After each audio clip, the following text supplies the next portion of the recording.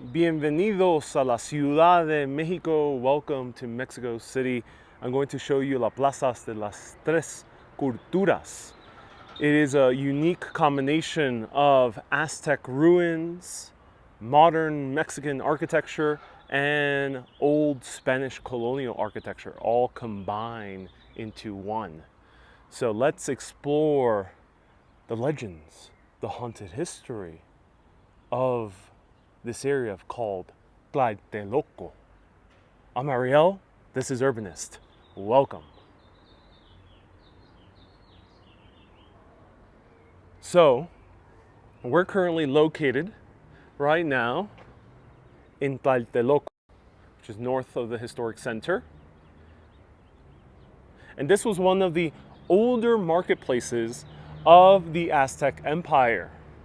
It was nearby Tenochtitlan in a different little island, and it serviced as one of the main commercial hubs, but also it was one of the main areas for spiritual service, because here there were two temples dedicated to Huitzilopochtli, the god of war, the sun, and the hummingbird, and Quetzalcoatl, the feathered serpent. Here we're seeing the ruins of those temples. And there's a third temple dedicated to a third god, which I don't know too much about him. And let me show you his name. Is Ejecatl. Don't know much about him.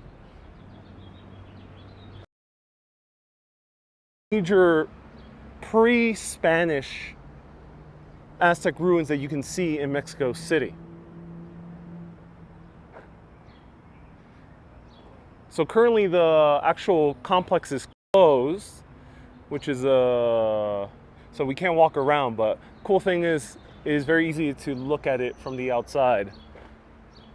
But who is these gods I mentioned? Well, if you've been watching the previous live streams, you probably already well know these two gods. Huitzilopochtli we've become very, very well acquainted with.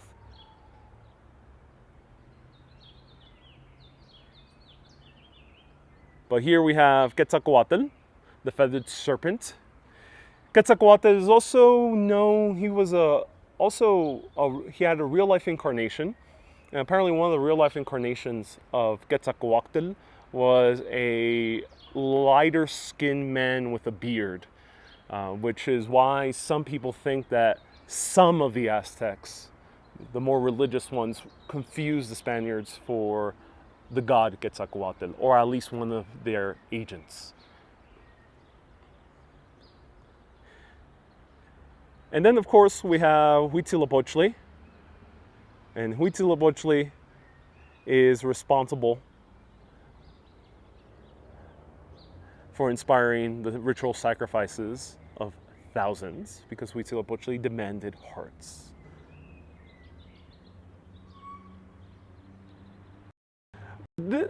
But this area is way more important than even the Aztec ruins that we're going to visit. So let's walk around and talk about an event, two events, that happened in the span of about 15 years or so that rocked. One of those events quite literally rocked the nation. The other event rocked it in terms of politically causing an uproar. The event is actually commemorated, or not commemorated, but is related to the hat I actually have right now. Let me show it to you. We're going to get closer to that church as well. And this is one of the taller buildings in this area. Right here. Joe says, the god I could do without. Love the witness protection program look, says Little Known. So the hat I'm wearing right now is a hat commemorating, or it is a hat referencing the 1968 Olympic Games in Mexico City. Mexico 68, this is the official logo. The official logo actually has a New York connection because it was made by a New York Jewish American that somehow was just out of school, or he was still in school, and ended up beating all these top designers around the world in a competition in order to get the job. So someone who was never been in Mexico, who was for the moment where Mexico was going on to the international stage. So I love making that little New York connection. We'll see more of the temples. Hey, Joe, Ronald, Sunflower, Carly, Wendy, Matt. Great shot, pre-colonial, colonial, and modern all in one, Sarah. Yep, you are right about that. You've got very good at pronouncing long names of Aztec gods. Well, Huitzilopochtli has quickly become a friend that I thought I would never want. I would not want to hang out with Huitzilopochtli, but we've gotten very well acquainted on these journeys. Good old Huits. That's how I call them nowadays. Huits. Let me know, would you hang out with Huitzilopochtli?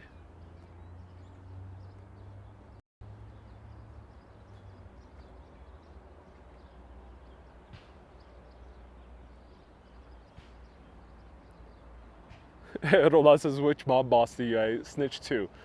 I think I have to fear more Huitzilopochtli than any mob boss there is.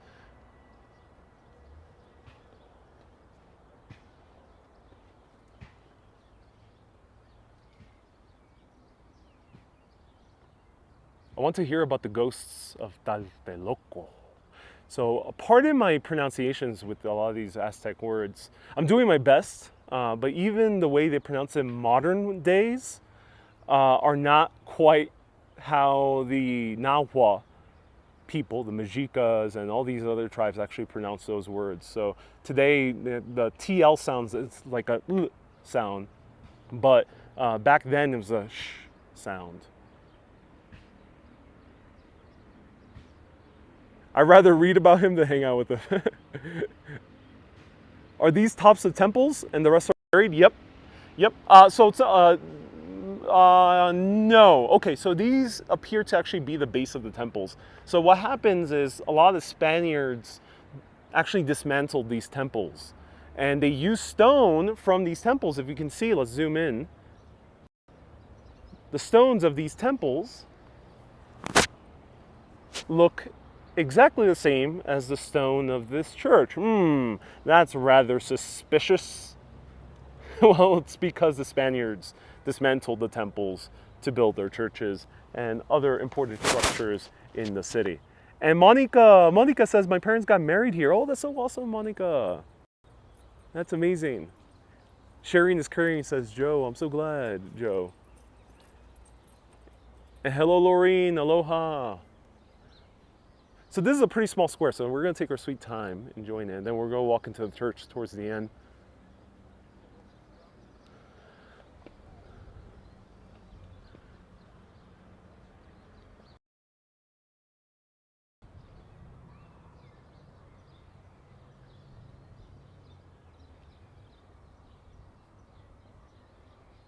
Colonial recycling program, says Donald. Yeah, and also kind of like destroying the indigenous culture program. That was kind of both ways. It was a great example of adaptive reuse, which is an urban design term, urban planning term, which means taking one thing, one building that used to be something, and turning it into something else, like industrial lofts of Soho becoming loft apartments. Well, that's what the Spaniards did in essence, but also they wanted to destroy the indigenous culture and kind of overwrite it with Christian culture, or European Christian culture to be precise.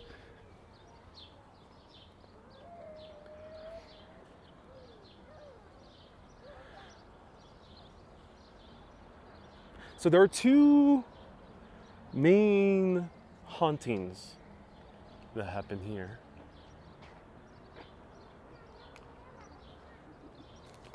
The same happened here in the UK. All the older Roman buildings were plundered by the locals to build new buildings. Right, Gary? Yeah, it's nothing new. The Spaniards did not invent that by any means.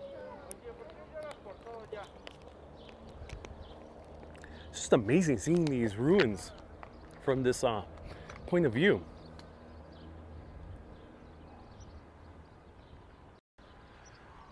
Many nights,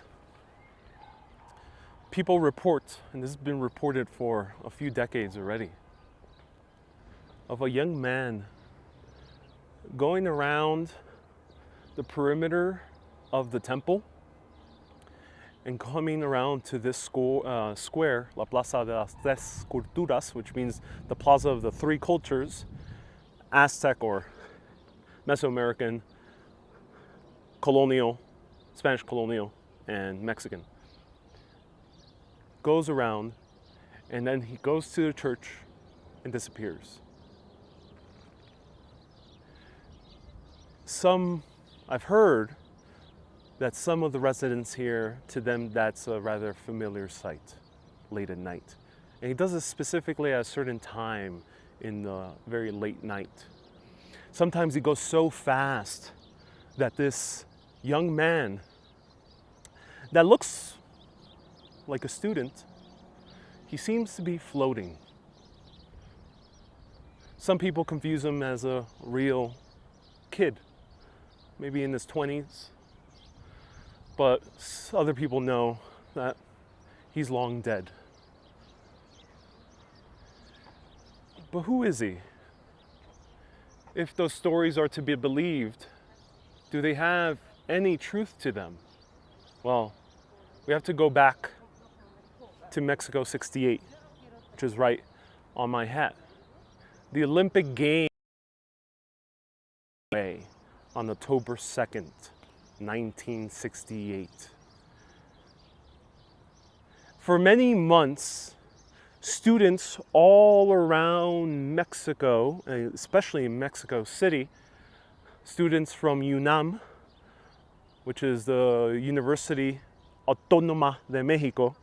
I'm not sure why they use the word autónoma, but it is the main huge university here. It's like basically the NYU or the Columbia University of Mexico City. We're protesting the PRI government. I'm not going to get into any politics, modern day politics at all, so keep those comments to yourselves. We're talking about back then, not today. They were against the PRI government. The thing is, during that time, it was the Cold War. And the Americans were very afraid of communism being right at their next door. So, intelligence agency, which I do not mean to look like a CIA agent with this hat and sunglasses. It's purely coincidental. They were supporting the PRI government. The thing is, that government was very heavy-handed with how they enforced taking down any type of hint of communism in this nation, hint of socialism, hint of even liberal policies. Just even a tiny little hint, they wanted to squash it. And the Americans gave their support because they did not want even the smallest chance of communism being right next door, right south of the border, like it already happened in Cuba. Well, students were protesting and they were met with very heavy armament. One of the main protests, they went all the way to Zócalo.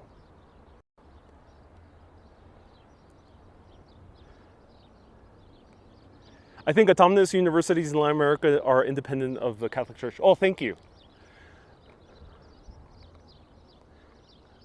So these students went to El Zócalo, which we visited in our first live video in Mexico City. El Zócalo is the historic center right by the Catedral Metropolitana and the Templo Mayor. They went rather peacefully. The government might have said otherwise, but there's plenty of documentation to show that the students weren't violent. And they weren't really particularly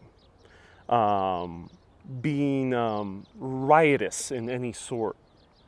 But when they went to the steps of the National Palace to demand the president at that time to answer for some of these heavy-handed policies, they were met with tanks. And this is a photo of them encountering the tanks right in front of the National Palace. So many of these students started protesting peacefully.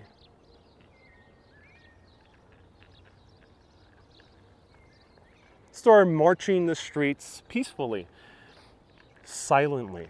They started doing what was called the silent protest. Not even a word was said, not even a peep. Some of the protesters and the media that covered this, and the media couldn't cover it to a large extent because even the media was hammered down. Journalists were persecuted.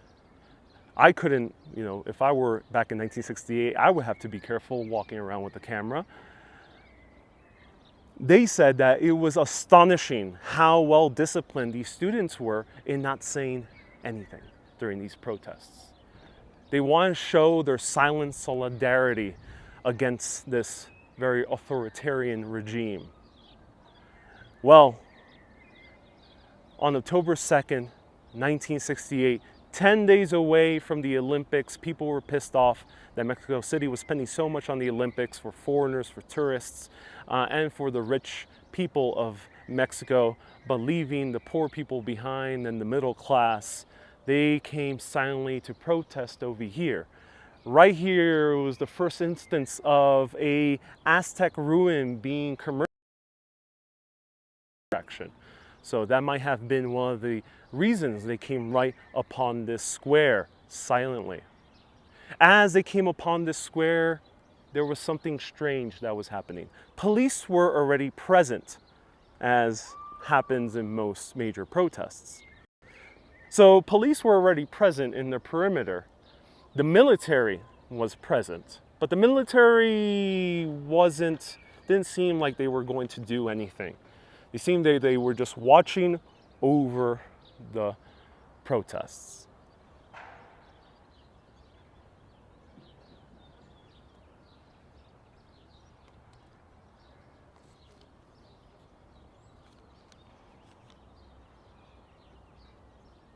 And here we have a plaque.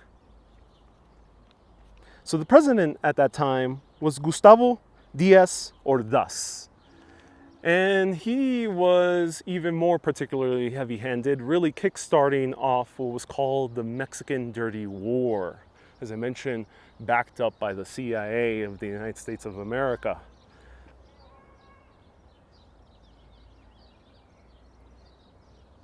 Here is the martial law, basically the martial law that they established within the city during these times.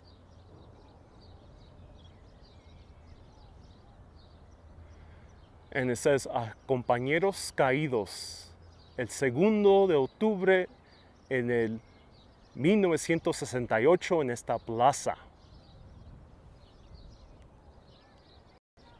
Here, in October 2nd, 1968, is in honor of the fallen heroes. But who are these fallen heroes?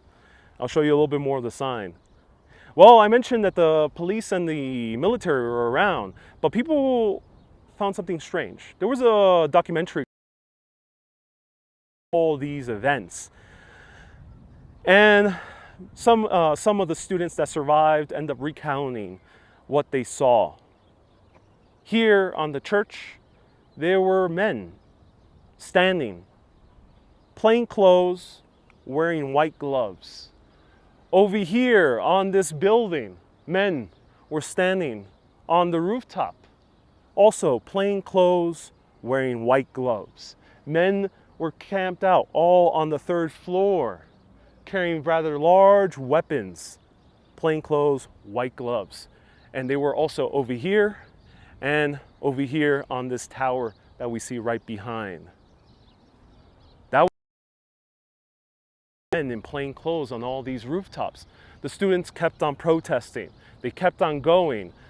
The military wasn't going to do anything, but then suddenly a helicopter flies by, and the helicopter flies by and throws something down. And you hear what sounds like gunshots.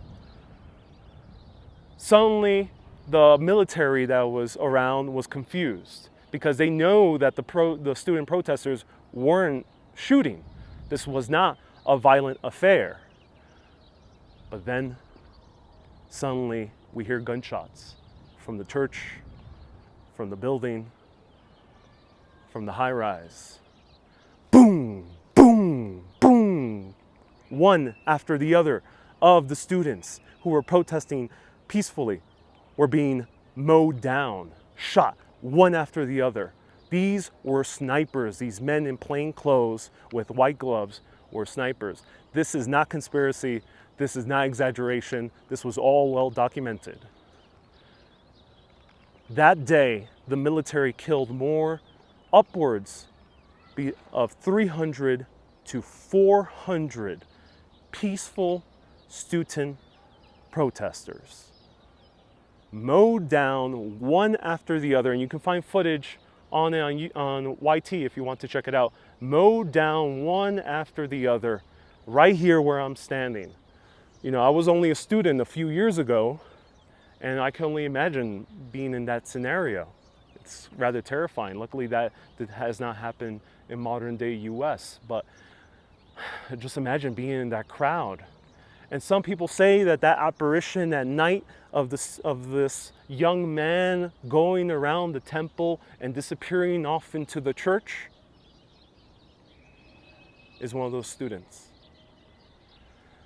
Still to this day, reliving the same horrific event. The weird thing is that the next day on the news, there was nothing. Not even a peep. They said that it was a sunny day and that there was something that happened with terrorists, but don't mind it too much. Terrorists, that's the word that they use. They use the word terrorists for students, for peaceful protesters. What were these guys with white gloves and plain clothes? Well, this was 10 days before the Olympics. Ordaz, the president, had directly formed a battalion called El Batallón Olimpia. El Batallón Olimpia was a military squad specifically direct line to the president to protect the Olympic Games. And they were all tasked to dress in plain clothes. The thing is, once the snipers started shooting, the military, the army and the police were confused, and they also started shooting on the crowd. And that's why there were so many victims, 400 around there. The weird thing is, one of Mexico's top intellectuals, and I forgot his name right now, rather ironic that this event happened right here, because right here at these temples of Huitzilopochtli, been many other thousands killed in ritual sacrifice.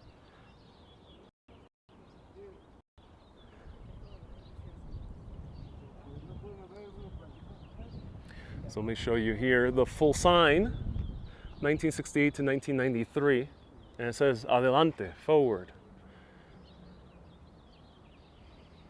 Ana María Maximiana Mendoza, 19 años, 19 years old. Gilberto Ortiz, 21 years old. Antonio Ganoa, 47 years old. Augusto de Campos, 60 years old. Some of these were professors as well. Cecilio León Torres, 27 years old. Jorge Gomez, 59 years old. Jaime Gil, 18 years old. And for many others that were never found, because it was an entire cover-up.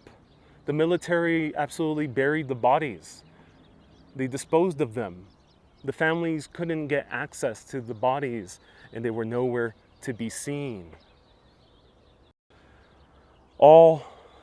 Many of those men and women were nowhere to be found. The government a few months later officially said only 38 around there people died, were killed.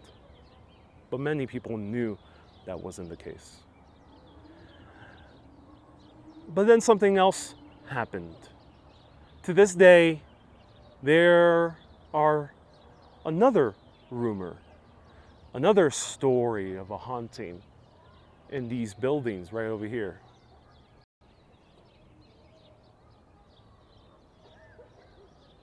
So young, yeah. I wish you were my teacher, says Joe. Your delivery is fantastic. I probably would have learned. Yeah, sorry to laugh, but yeah. I'm so glad I can tell a good story. To this day, there are rumors within this apartment building of a little girl walking through the hallway.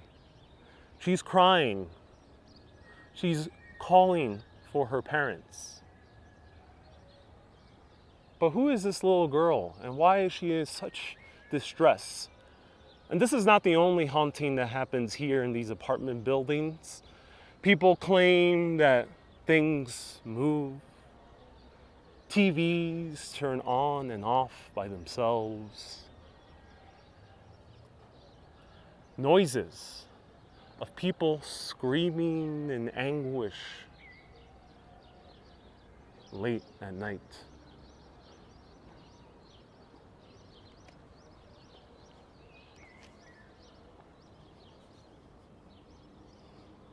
September 19th,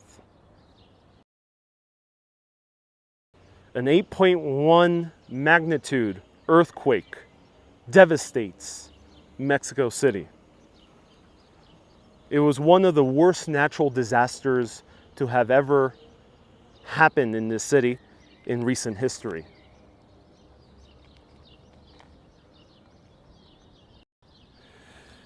This disaster ruined a bunch of buildings all around the city. You remember when we walked yesterday through Condesa?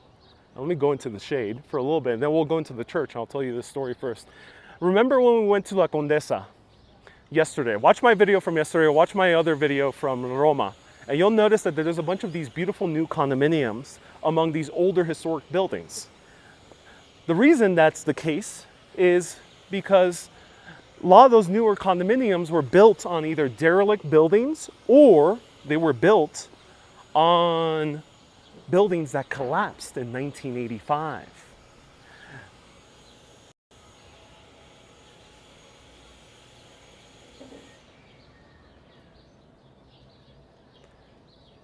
Here are the scenes of what happened that day in 1985. Right here we can see a Torre Latino luckily made it alive. That building looks like the Empire State Building right over here. Luckily survived, but many other buildings weren't so lucky.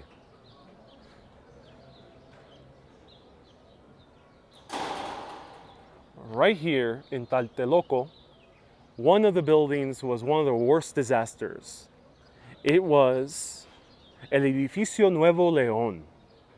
It collapsed right here in Tlateloco. Hundreds of people died in that collapse.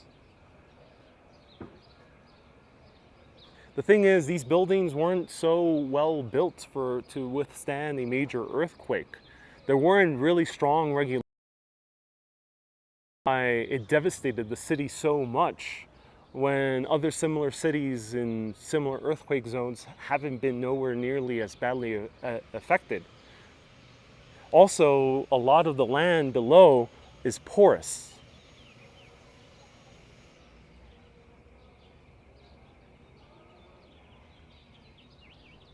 And the other nearby buildings were left destroyed as well, such as these high-rises that we see over here.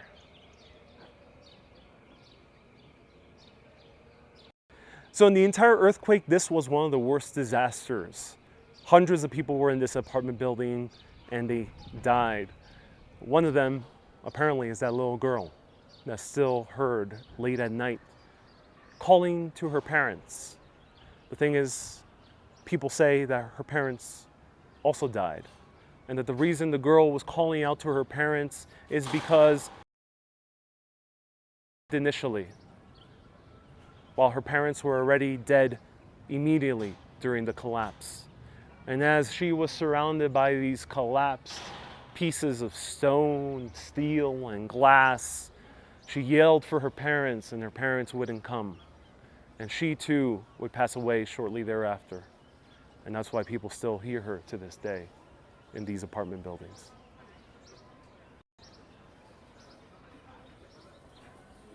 And here we have what appears to be a street art making fun of the president at that time, Ordaz. So we see Ordaz over here. And the president had a very unique characteristic, very thick frame glasses, and he had like a very big, like, very mouthy person. People, say that he was a very ugly man. Apparently his own mother said he was very ugly, and he was traumatized for his entire life due to apparently him not being so attractive. But nonetheless, here he is depicted. I'm not sure why he's depicted, but it says "No se olvida," do not forget. That's what they're saying. We'll see the other street art over here. So a lot of these, very sad stories. Over here, more "No se olvida."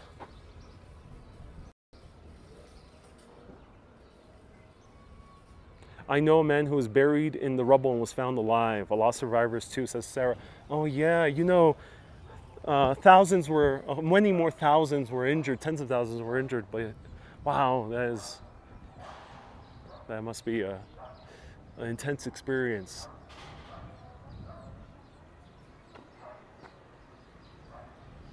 Here we have "No se olvida" of one of the students running away. It might be referencing that student that people say they still see today. And let's see the back of the church. He had a face for radio. Indeed he did. Ordaz had a face for radio. Indeed he did. Here's the back of the church.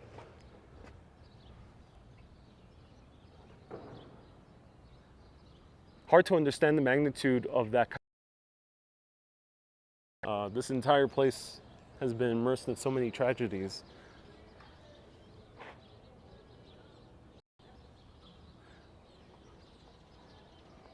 Spanish for tomorrow, they say in bad times. Well, I'm not sure, but it says "No se olvida," which means do not forget. Who made the artist? I don't know. Good question. Okay. Here it says the name. They have the name on top. It says Vida Sana. Maybe that's the name of the artist, but I'm not sure. Vida Sana. Vida Sana. Right there. All right, let's go check out the church.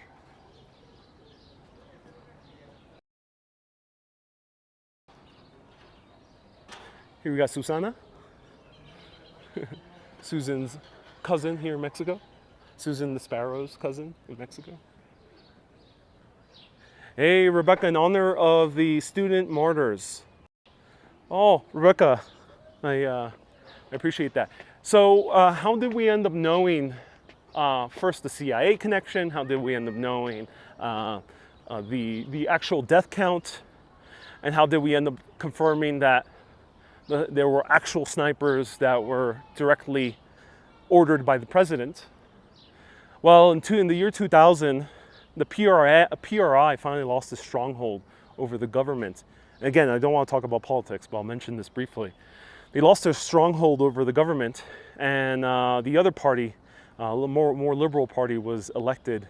Vicente Fox ended up starting an investigation, and that's how they found out a lot of those facts. But there's one other thing that's very interesting about these events.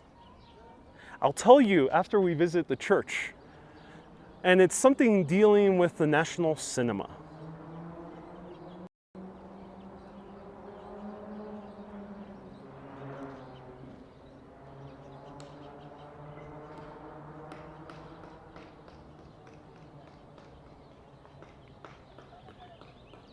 A big earthquake occurs every interval 30 years here. Ooh, I don't know. I don't know if there's a set interval. Great question. I do not know. If anyone knows that, do inform us in the comments.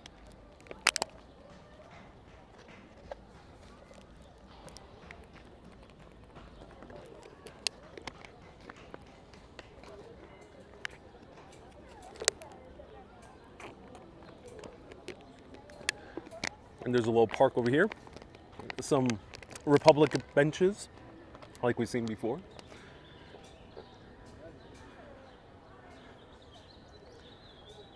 PRI was in power continuously from 1921 to 2000. Yeah. From the revolution all the way to just 21 years ago.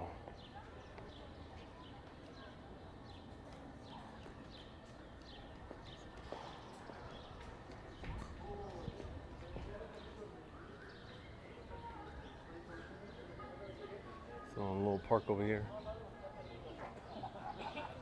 All right, let's go to the church. One extra story which I found extremely fascinating at the end of this broadcast related to 1968. The name of it, if you want to learn more about it, is called the Tlateloco Massacre.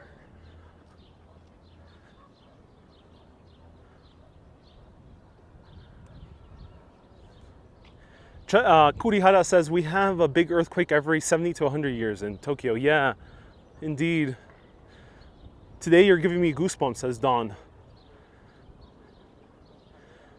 Is that apartments over the stores? Yes, these are apartment buildings. All these are apartment buildings. Here in Mexico City, it is mixed use. Many of the buildings are mixed use.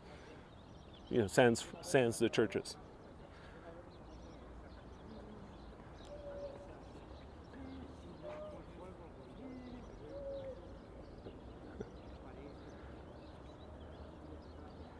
Luis, thank you so much for this. My pleasure. My pleasure to bring more awareness to this. Let's see if we can enter the church. Now, this is among the older churches surviving here in Mexico City. And let me put on my mask so I can walk in.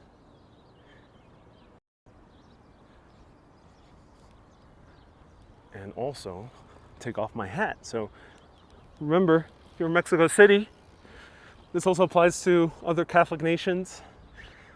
But Mexico, they're a little bit more strict about it. Take off your hat when you go into a church. Everything else is pretty okay.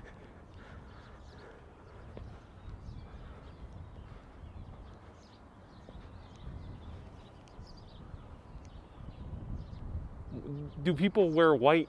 Can't wear white in Mexico City anymore, says Matt. I don't know, Matt. I have not noticed anything. A lot of people here are wearing white.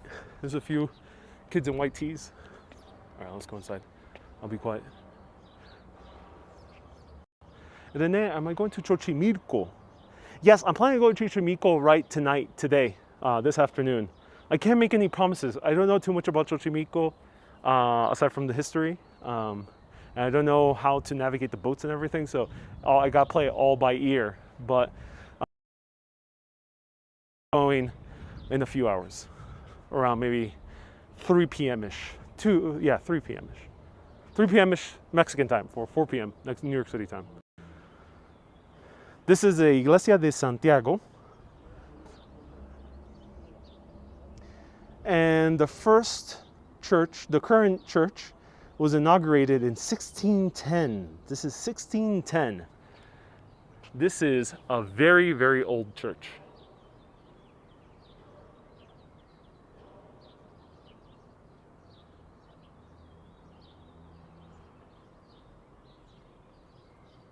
Very old church built from the ruins of the nearby temples. Let's go inside.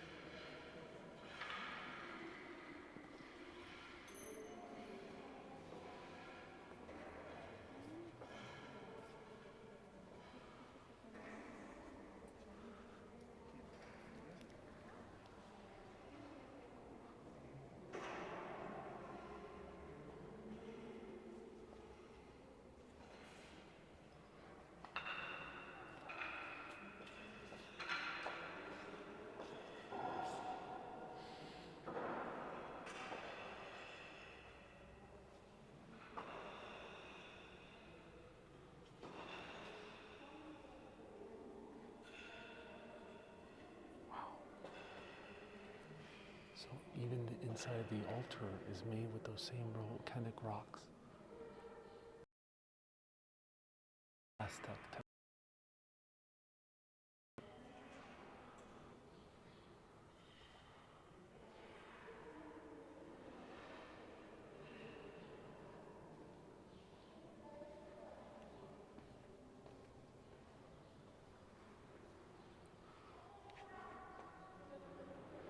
Ito mural, a mural of Saint Christopher. Saint Christopher.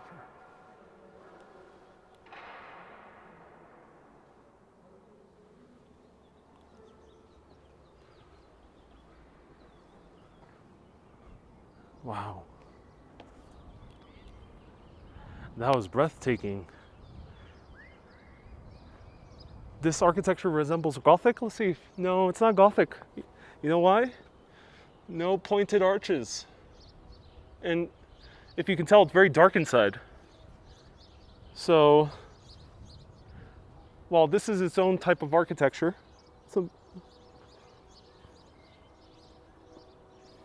it is more reminiscent of Romanesque architecture. So Romanesque, rounded arches is very typical in the Roman Catholic churches in Rome. Oh, we got here just in time. They just closed right now. Wow, that's awesome. We got lucky.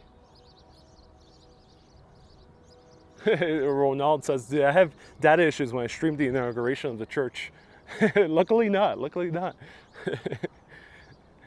Didn't need to compete with too many other streams back in 1611.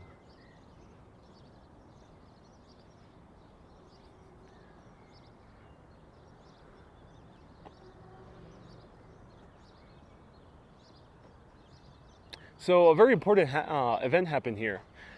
En el 13 de agosto del 1521, heroicamente defendió por Cuauhtémoc, cayó Tlateloco, el poder de Hernán Cortés.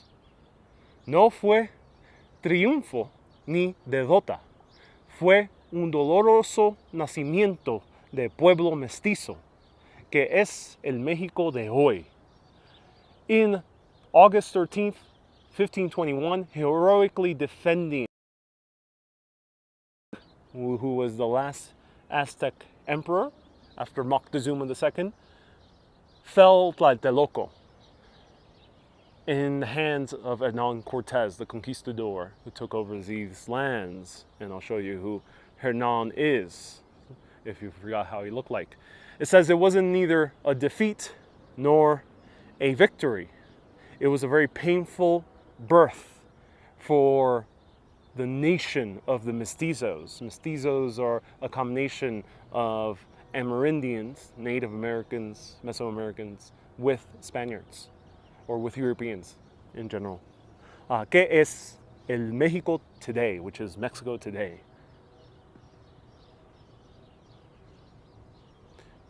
It says August 13th here in this plaque. And this is the front entrance of the church. Side-eye by Hernán Cortés, yeah.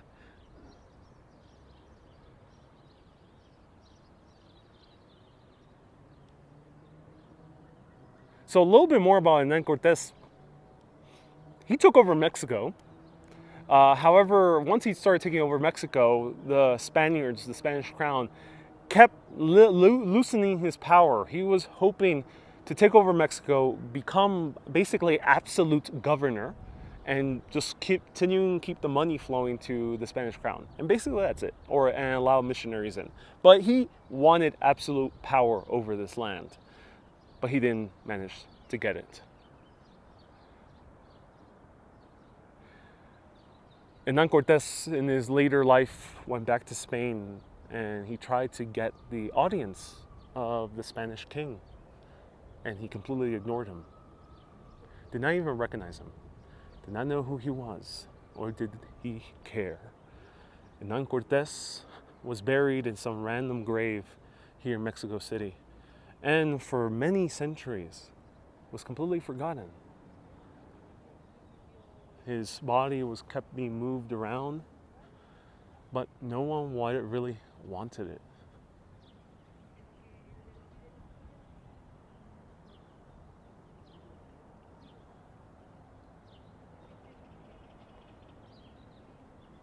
So I think, can I step on here? Yeah, I think I can. So this is like a pool, like a fountain, but seems it hasn't been used in years.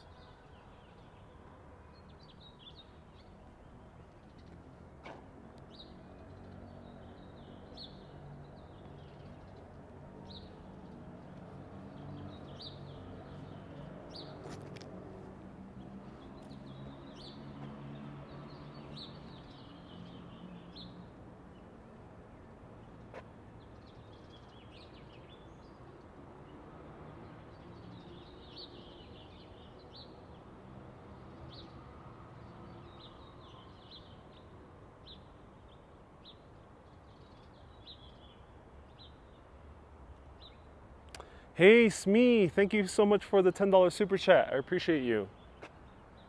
Here's an Aztec symbol.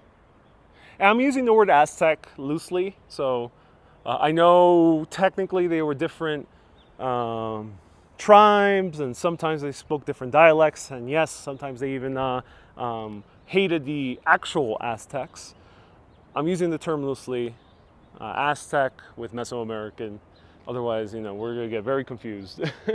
And this is not a history lecture, so yeah, I'm just using the word Aztec. Just keep that in mind. Do your own research afterwards. Hasn't been used since 1521. Well, it seems a little bit more modern than that. There's some modern water plumbing here, but yeah, it hasn't been used in a while. Hey, Lorraine, thank you so much for sending 100 stars. I appreciate you. There's always some little nice park behind the church. Yeah, there is. So here we see the temple a little bit better. And this is usually open as a tourist attraction. I think because of the pandemic. And let's see if we can go over here. Let's see if this is open.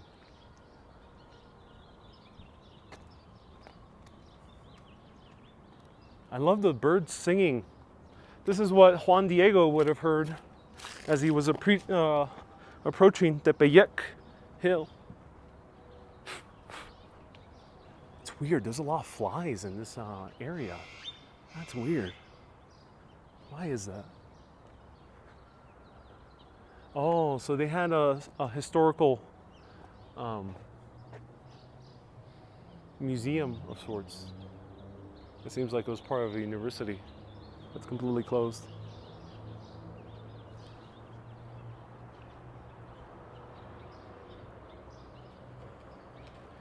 Oh, Merck says it's the dead below. Yeah, it's so weird. There's a lot of flies here. A lot of flies here. I'm like, I don't have food on me or anything. And I, early in the morning, and I'm being surrounded by flies. It's a bit creepy. It's a bit creepy, to be honest. But I'll tell you, the last story. This is Tlateloco. Come back here if it's open. It'll be worth visiting even if it's not open. Very interesting ruins. But I went to a very interesting place. It's called La Cineteca Nacional. And here's a photo of it, right over here. I'm gonna post this on Instagram soon. And urbanist supporters, super urbanists, are going to be seeing. But I'll tell you the story, which I actually said on the 360 video, is very interesting. La Cineteca Nacional is the National Theater, National Film Archives in Mexico City. It is a treasure, holds 15,000 plus films of Mexican cinema history. However, this is the new version. This version was built in the 1970s, but it was in use a little bit later because in 1984, there was a massive explosion in the original Cineteca. The thing is, there was a series of explosions. It was 2 or 3 of them, and they came from different parts of the building. And there were plenty of eyewitnesses seeing this. Many people died, and many more were injured. It was a terrible, terrible disaster. It was captured all on film, this gigantic National Film Archive burning into a fiery blaze. It was quite a sight to see, quite a horror to witness. So, a few years later, the Cineteca is built. The thing is, inside the original film archive, thousands upon thousands of films were lost. Countless films from the silent film era during the 1920s. Mexico was very prominent in the early film history. It was a terrible loss for the culture of Mexico. But people kept wondering, what happened? Celluloid is highly flammable.